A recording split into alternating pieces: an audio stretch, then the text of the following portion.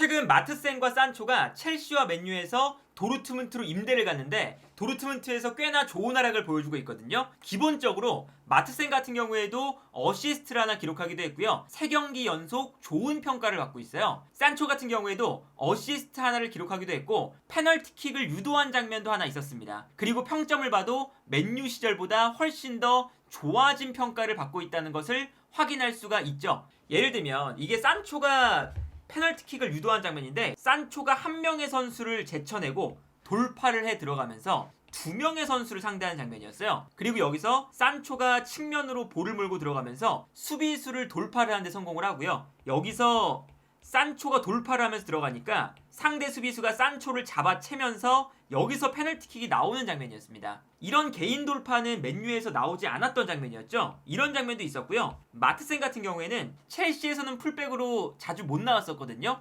본인이 좋아하는 풀백 위치에서 나오니까 패스가 측면으로 넘어갈 때 마트센이 빠르게 튀어 올라오면서 볼을 끊어내고요. 볼을 끊어낸 다음에 도르트문트의 역습을 주도하기 시작합니다. 그리고 볼을 몰고 올라가서 상대 수비의 뒷공간으로 반대편을 바라보면서 환상적인 패스를 찔러주고요. 이 패스가 직접적으로 도니 말렌에게 연결되면서 어시스트가 기록되는 걸 볼 수가 있거든요. 이런 장면들을 보면 마트센과 산초가 첼시와 맨유에서 보여주지 못했던 플레이들을 물론 3경기뿐이지만 보여주고 있고 남은 시즌 동안 본인의 능력을 충분히 보여줄 수만 있다면 두 선수가 모두 가치를 인정받고 팀을 떠나거나 아니면 소속팀으로 돌아가서 충분히 활약할 수 있을 만한 플레이들을 보여주고 있거든요. 그런데 산초나 마트센이나 왜 첼시와 맨유에서 잘하지 못했느냐? 이걸 이제 첼시와 맨유는 잘 생각을 해봐야 되는데 첼시와 맨유의 공통점은 이 두 선수의 활용법에 대한 충분한 논의가 잘 이루어지지 않은 상태에서 경기에 내보낸 측면이 좀 있어요. 이 마트센 같은 경우에는 왼쪽 풀백 자원이잖아요. 그런데 포체티노 감독이 마트센을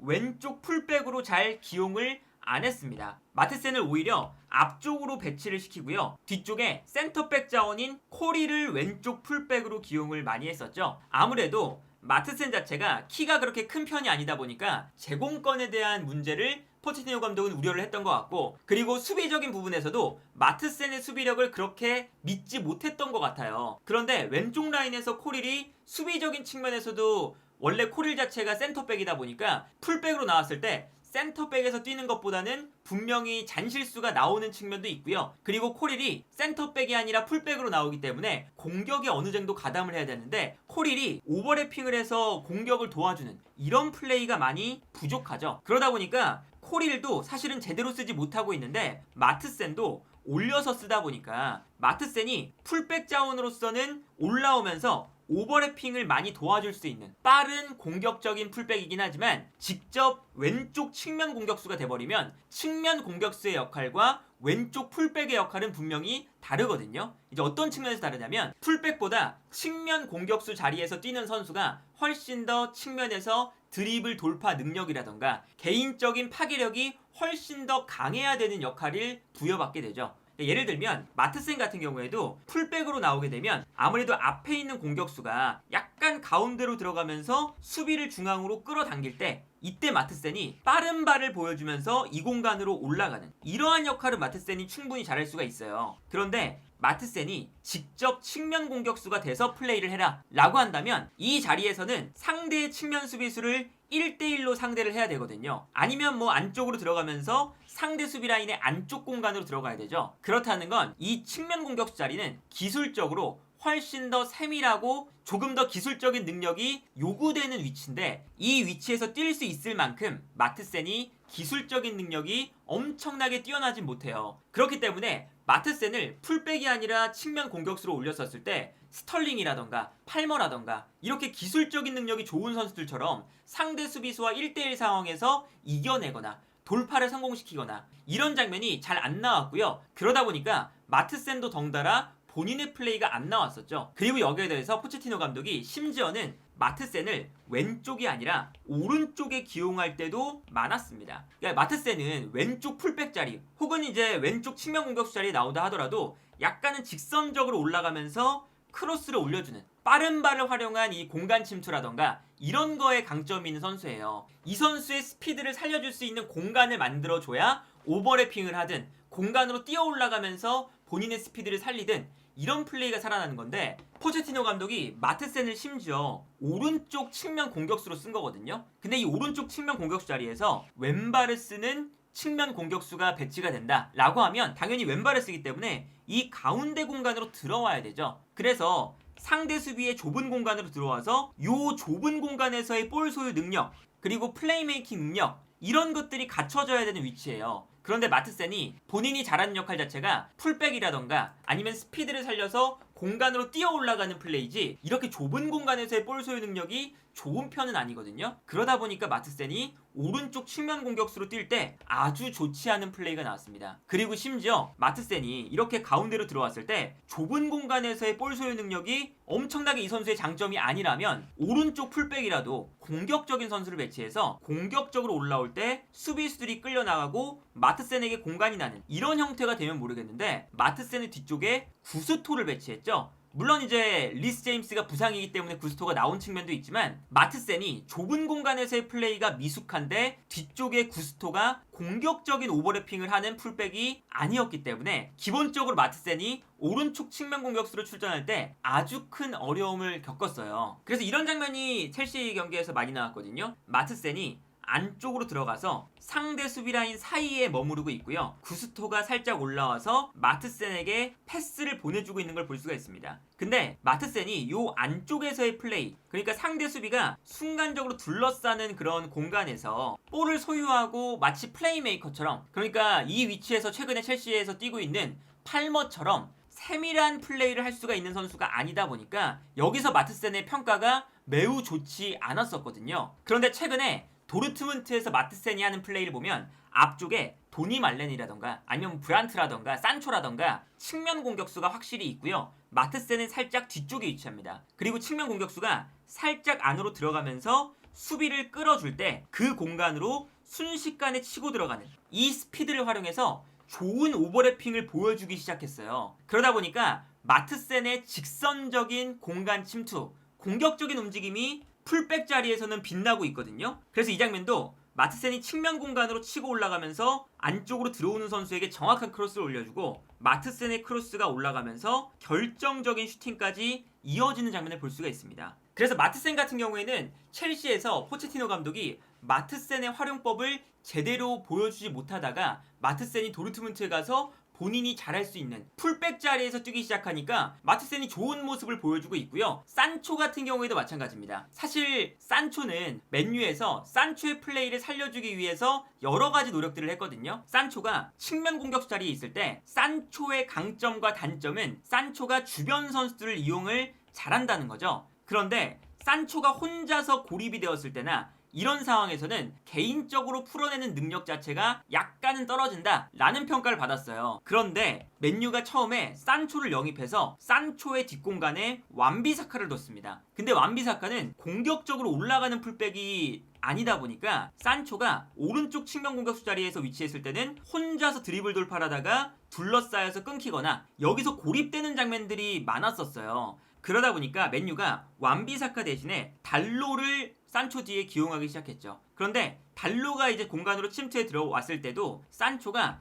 달로와의 호흡이 그래도 완비사카보다는 좋았으나 산초와 달로의 조합이 그렇게까지 파괴적이지 못했거든요. 그래서 결국에는 산초를 루크쇼가 있는 왼쪽으로 보냈습니다. 루크쇼 같은 경우에는 맨유에서 오버래핑에 가장 뛰어난 모습을 보여주고 그리고 연계 플레이도 뛰어난 선수다 보니까 산초와 루크쇼의 조합, 요 조합을 이제 맨유가 시도를 했던 거거든요. 그래서 산초가 약간 안쪽으로 들어오고 루크쇼가 올라가주면서 산초가 뛰어들어가는 루크쇼에게 패스를 보내주기도 하고요. 그리고 루크쇼가 측면 지역으로 움직일 때 수비가 끌려 나오면 산초가 요 안쪽 공간에서 플레이를 하게 되는 이러한 형태가 만들어졌었어요. 그런데 산초가 이 공간에서 뛸 때도 종종 좋은 모습을 보여줄 때도 있었지만 사실상 엄청난 플레이는 나오지 않았죠. 그러다 보니까 결국에선 산초가 왼쪽 라인에서 기용되는 것보다 왼쪽 라인에 래시포드가 나오는 것이 훨씬 더 파괴적이다 라는 이유 때문에 산초가 왼쪽 자리에서도 래시포드에게 자리를 또다시 내줬습니다. 그리고 이제 산초를 마지막으로 활용했던 게 공격형 미드필더 혹은 브루노 페르난데스와 함께 역삼각형 미드필더로도 사용을 해봤거든요. 근데 산초가 이 중앙 지역에서는 본인이 내려와서 중원 싸움에 가담하거나 중원에서의 이제 조금 더 피지컬적인 부분, 이러한 부분에 약점이 있었기 때문에 중앙 미드필더로 산초를 기용하면 맨유가 중원 장악력이 많이 떨어진다는 단점이 자연스럽게 존재할 수밖에 없었죠. 맨유가 산초의 자리를 여러 군데 이동시켜주면서 산초가 본인 스스로 이 역할에 잘 적응하지 못하는 그런 것도 분명히 있었거든요. 그런데 이거에 더해서 사실 맨유가 산초를 영입했을 때 아까 처음에 설명드렸던 것처럼 완비사카를 산초 뒤에 붙여준다거나 이랬던 플레이는 사실은 산초에 대한 활용법을 맨유가 충분히 생각하지 않고 영입한 측면도 있어요. 물론 산초가 팀에서 했던 태도 자체도 나빴고 그리고 여러 가지 위치에서 실패도 했지만 산초가 가장 잘 플레이할 수 있는 위치와 역할은 주변에 동료 선수들이 오프 더블 플레이를 많이 가져가면서 산초가 약간은 중심적인 패스 공급의 역할을 해줄 수 있을 때 산초가 훨씬 더 잘하죠. 그런데 맨유의 가장 큰 문제 중에 하나가 브루노 페르난데스를 제외하면 주변에 있는 선수들 중에 오프 더블 플레이를 잘 가져가고 영리하게 연계 플레이를 주고받을 수 있는 이런 공격 자원이 부족할 뿐더러 전술적인 측면도 부족하죠. 그러다 보니까 산초가 주변에서 연계 플레이를 할 수 있는 선수도 조금 부족했고 그리고 혼자서 드리블 돌파를 하기에는 본인의 개인적인 드리블 돌파 능력이 그렇게까지는 파괴적이지 않았기 때문에 여기서 문제가 생긴 거거든요. 그런데 도르트문트 같은 경우에는 산초를 지금 왼쪽 측면 공격수로 배치를 하고 있는데 산초뿐만 아니라 앞쪽에 필크루크 그리고 공격형 미드필더 자리에 브란트, 오른쪽에 도니 말렌 이런 선수들이 산초가 볼을 잡았을 때 기본적으로 빠르게 가까운 위치로 도와주러 옵니다. 그러다 보니까 산초가 주변에 연계 플레이를 할 수 있는 선수가 많고요. 여기에 더해서 산초가 볼을 잡았을 때 수비가 쏠리면 뒤쪽에 있는 마트센이 순간적으로 올라오면서 산초의 움직임을 또 도와주기 시작하죠. 그러면서 산초가 볼을 잡았을 때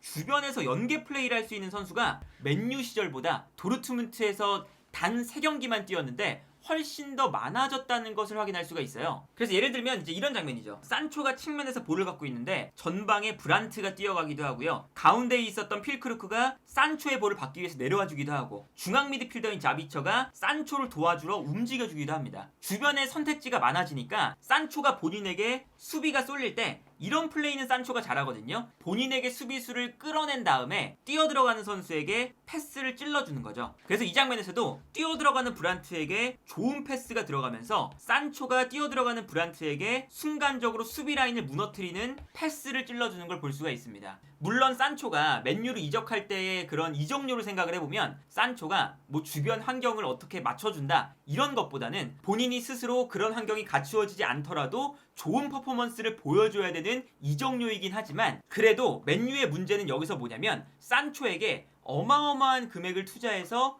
도르트문트에서 맨유로 영입을 했다면 산초를 활용할 수 있을 만한 환경을 만들어주던가 산초의 활용 방법을 어느 정도는 고민한 다음에 데리고 왔어야 되는데 그냥 산초를 데려왔다가 산초가 적응하지 못하는 위치에 계속 기용을 하고 그리고 환경 자체가 제대로 만들어지지 않다 보니까 산초가 적응을 하지 못하고 분명 이제 산초의 개인적인 문제도 있었지만 도르트문트로 다시 떠난 거거든요. 근데 거기에서는 또 가자마자 나쁘지 않은 활약을 보여주고 있어요. 이게 마트센의 문제와 산초의 문제가 굉장히 비슷하죠. 이 두 선수가 자신이 장점이 발휘될 수 있는 환경이 갖춰졌을 때는 괜찮은 플레이들을 보여주는 선수거든요. 그런데 첼시와 맨유는 선수들의 활용을 분명히 잘 못했었고 현재 맨유와 첼시도 이런 문제가 계속 반복이 되니까 영입을 할 때 조금 더 신중을 기하고 전술적인 측면에서 충분한 고민을 한 다음에 영입을 하겠다 이런 이제 기조로 흘러가고 있긴 한데 어쨌든 마트센이나 산초의 사례를 보면 여전히 첼시와 맨유는 선수들을 사용하는 그런 측면에서 보면 전술적인 그런 고민이라던가 선수의 활용법에 대한